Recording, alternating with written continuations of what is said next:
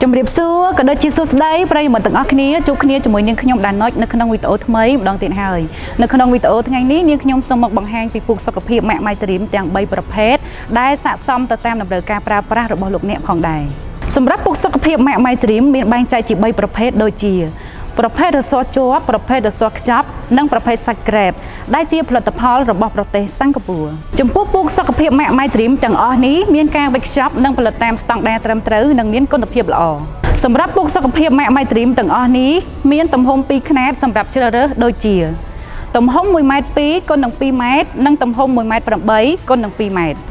លក្ខណៈពិសេសរបស់ពុកសុខភាពម៉ៃត្រៀមនីមួយៗមានការផ្សំឡើងពីវត្ថុធាតុដើមល្អៗជាច្រើនមុខរួមទាំងសម្លៃសិប្បនិមិត្តនិងក្រែបបញ្ចុះកម្ដៅជាដើមដែលធ្វើឲ្យសាច់ពុកទន់និងត្រជាក់ស្រួលគេងពុកសុខភាពម៉ាក់ម៉ៃត្រៀមទាំងអស់នេះផ្ដល់នូវផាសុខភាពក្នុងការគេងដូចជាអាចជួយទ្រទម្ងន់បានយ៉ាងល្អ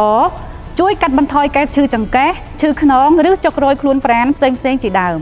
នឹងមិនបង្កការរំខានដល់អ្នកគេងក្បែរនៅពេលយើងធ្វើចលនាបំរះខ្លួនផ្សេងជាពិសេសពុកសុខភាពម៉ាក់ម៉ៃត្រៀមទាំងអស់នេះងាយស្រួលក្នុងការដំឡើងសូម្បីតែមនុស្សស្រីក៏អាចដំឡើងបាន